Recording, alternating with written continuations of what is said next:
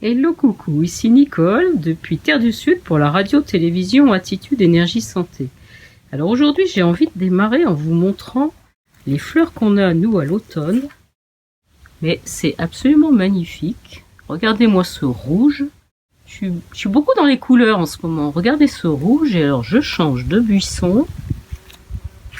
Et regardez celui-là.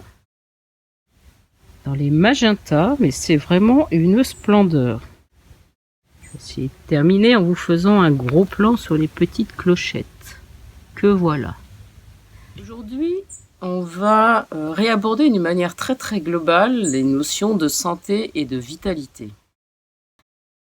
Alors la santé, la première chose qui nous vient à l'esprit, c'est de se dire je suis en bonne santé puisque j'ai pas de maladie, je prends pas de médicaments et j'ai pas de symptômes qui me gênent au quotidien, donc je suis en bonne santé.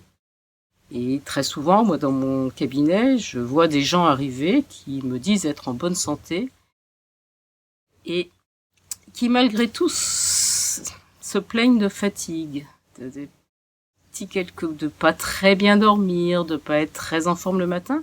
Mais quand je leur pose la question, ils me disent « Ah oui, moi je suis en bonne santé ». Et ça montre bien la différence entre ne pas être porteur de symptômes ni de maladies et être en bonne santé. Être en bonne santé, c'est être aussi en pleine vitalité. C'est pour ça qu'on dit toujours santé et vitalité. C'est-à-dire avec une énergie qui déborde, avec tout le temps la capacité de faire énormément de choses.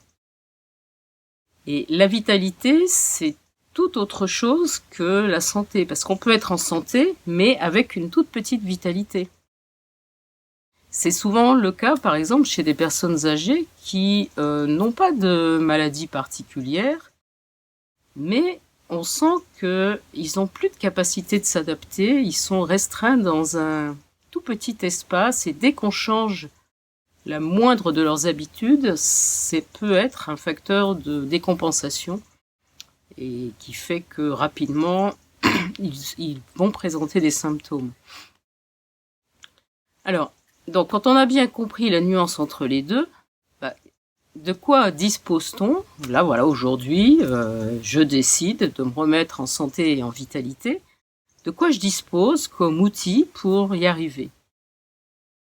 Alors déjà, pour remonter en vitalité, puisque on a vu que c'était ça vraiment la clé qui est l'important, pour remonter en vitalité, on a deux grandes voies royales. La première, c'est, j'ai envie de dire, la voie qui va épargner l'énergie, donner un rendement maximum à notre organisme, et donc permettre jour après jour, petit à petit, de remonter en capacité de vitalité, d'énergie. Et ça se fait avec ce qu'on appelle les 7 piliers de la santé. Je vous rappelle que en cliquant sur le lien qui est sous la vidéo, vous pouvez avoir la chance de télécharger l'e-book que Laetitia et moi-même avons écrit sur les 7 piliers de la santé. C'est-à-dire qu'on va avoir cette possibilité de travailler sur l'épargne énergétique dans les différents secteurs. Ce qui veut dire apporter une quantité d'oxygène maximale à notre organisme dans les meilleures conditions possibles. Ce qui, vous voyez bien tout de suite, va amener comme corollaire aller marcher dans la forêt, aller s'oxygéner dans la nature, au bord de la mer, dans les montagnes, là où l'air est pur, pour vraiment oxygéner jusqu'aux confins de notre territoire. On va pouvoir apporter une hydratation de qualité, la juste quantité. S'il n'y en a pas assez, ça va demander à notre organisme une dépense d'énergie de s'adapter. Et si on lui apporte trop d'eau, en l'inondant parce qu'il faut boire 3 litres d'eau par jour, ça c'est pas sûr et c'est pas vrai pour tout le monde. Ça dépend de l'alimentation qu'on a, ça dépend de l'activité physique qu'on va avoir, ça dépend du climat dans lequel on est, ça dépend du type d'organisme dont on dispose. En tout cas, c'est la juste quantité qu'on recherche à chaque fois. Même chose au niveau de l'alimentation, et c'est un peu tout le travail qu'on a fait au cours de la chouette détox. Pour ceux qui auraient raté des épisodes de la chouette détox, tous les 31 épisodes ainsi que les vidéos préparatoires sont rangés dans une playlist sur la chaîne YouTube Donc vous tapez sur YouTube Nicole Magui, vous trouvez une playlist qui s'appelle Chouette détox d'automne, et vous avez toutes les vidéos qui sont rangées là. Moi je fais ma pub en même temps. Ah, oui, la chaîne elle est toute jeune, donc si d'aventure vous passez par là, mettez des petits pouces bleus, mettez des commentaires et surtout abonnez-vous en n'oubliant pas la petite clochette de notification pour être prévenu chaque fois qu'il y a une nouvelle vidéo. Donc on peut travailler avec l'alimentation, on peut travailler aussi avec la qualité du sommeil et la qualité et la quantité de temps de repos, parce que vous savez que l'alternance activité-repos est fondamentale pour l'équilibre de l'organisme. On va pouvoir travailler sur la lumière, le soleil, capter les énergies du soleil, capter les couleurs, les énergies des couleurs. On va pouvoir travailler sur la gestion du stress et ça va être tout l'équilibre nerveux de notre organisme, parce que quand on est baigné dans des stress répétitifs, d'une part c'est extrêmement fatigant et épuisant, mais d'autre part ça dérègle complètement le système nerveux végétatif, système nerveux sympathique et parasympathique, qui régule l'ensemble du fonctionnement des viscères. Donc vous voyez bien l'extrême importance de travailler dans ce secteur. Et puis on va pouvoir travailler aussi sur la gestion des émotions, leur laisser leur juste place et travailler, parce que une émotion c'est juste une qualité d'énergie. Et c'est donc quelque chose qui est proposé à notre organisme. Donc il ne s'agit pas de les refouler, de les cacher, ou bien au contraire de les mettre en exergue parce que on trouve qu'elles sont de bonne qualité. Il s'agit d'accueillir toutes les émotions et de profiter de ces émotions pour augmenter la qualité énergétique de l'organisme. Donc ça, c'est la première voie. Et puis la deuxième voie, c'est la voie de l'adaptabilité, parce que on a vu que la vitalité est d'autant plus grande que notre organisme a une capacité d'adaptabilité grande. Et en fait, cette adaptabilité, on peut la travailler. On peut la travailler, c'est tout le principe de l'hormèse, c'est-à-dire l'hormèse, ça consiste à amener à l'organisme des propositions quotidiennes de préférence où on l'invite à dépasser un peu sa limite. Et chaque jour de dépasser un petit peu la limite. Et de préférence sur des exercices qui sont de brève durée, mais qui vont pousser un peu. Je prends un exemple concret. Vous décidez de travailler l'hormèse en remarchant tous les jours, en allant marcher dans la nature quotidiennement.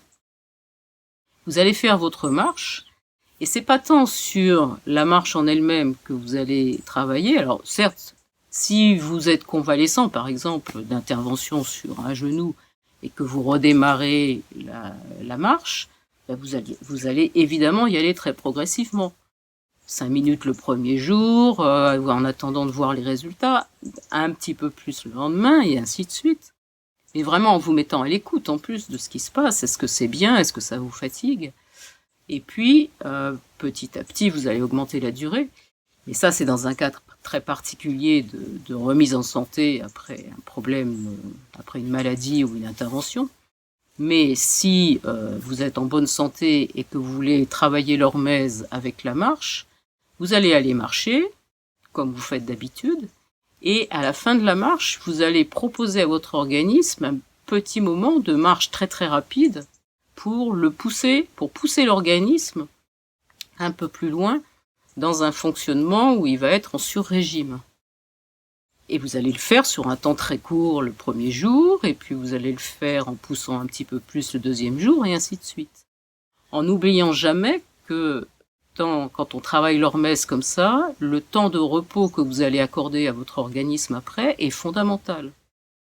Parce que c'est un temps de récupération, et c'est pendant ce temps de récupération que l'adaptabilité va se faire. Et c'est comme ça que vous allez pouvoir progresser chaque jour sans s'entraver au niveau énergétique et au contraire en gagnant jour après jour. Voilà, donc ça c'est les deux grandes voies sur lesquelles on peut travailler. Et puis évidemment, ce qui va être génial, c'est de marier ce que j'ai appelé les deux autoroutes. C'est-à-dire, parmi toutes tous les piliers de la santé qu'on a vus, d'en choisir un ou deux qui vous parlent un peu plus que les autres, et de vous dire que vous allez travailler dessus, et de travailler l'adaptabilité de votre organisme par rapport à ces piliers-là également. Et de ce fait, vous allez vous retrouver à chaque jour aller un petit peu plus loin, donc regagner en espace de vie, et vous allez permettre à votre organisme de remonter en vitalité. Et ça, cerise sur le gâteau, moi ce que je vous propose, parce que c'est un peu un de nos leitmotivs à Terre du Sud, c'est de préférence de le faire dans la simplicité, la légèreté et la joie. C'est-à-dire que c'est pas le mental qui va décider, bon allez, on va travailler sur l'activité physique, on va aller marcher tous les matins, et on va marcher de plus en plus et de plus en plus rapidement pour récupérer une bonne réponse de l'organisme. Ça va marcher le premier jour, le deuxième, le troisième, le quatrième, il pleut un peu, vous n'allez pas y aller, et bon, je ne vous dessine pas la suite. Ça va être lourd, ça va être contraignant, et à la clé, vous n'allez pas faire exactement ce que vous aviez dit, ce que vous étiez engagé à faire, face à vous-même. Et c'est un peu, à la fois la confiance et l'estime de soi qui va être entamée. Donc, essayez de prendre le temps de faire un rendez-vous avec toutes vos parties et de voir qu'est-ce qui vous parle le plus. Et d'y revenir, de prendre peut-être quelques jours, une petite semaine pour mettre ça au point. Vraiment poser des objectifs, poser un peu un plan d'action, les définir avec justesse, avec bienveillance pour vous. C'est-à-dire que si vous n'avez pas marché depuis 5 ans, c'est pas marcher 3 heures le premier jour et 3 heures tous les jours. Vous n'allez pas le caler dans l'emploi du temps, ça va être beaucoup trop, vous n'allez pas le tenir et vous allez être découragé, vous allez arrêter. Donc c'est vraiment de prendre le temps pour bien sentir les choses, laisser vous faire des propositions, attendre de voir si ça pétille en vous ou pas. Et puis laisser un tout petit peu de temps passer, une journée, et voir si ça pétille toujours. Et si c'est léger, si c'est agréable, alors là, oui, vous pouvez y aller. Et ainsi, en utilisant ces deux secteurs des piliers de la santé et de facteurs d'adaptabilité de l'organisme, vous allez, jour après jour, remonter en santé et en vitalité, et en plus, dans la simplicité, la légèreté et la joie. Et voilà, c'est tout le programme que je vous souhaite. Je vous souhaite une très très belle journée et je vous dis à très bientôt pour la suite de ce programme.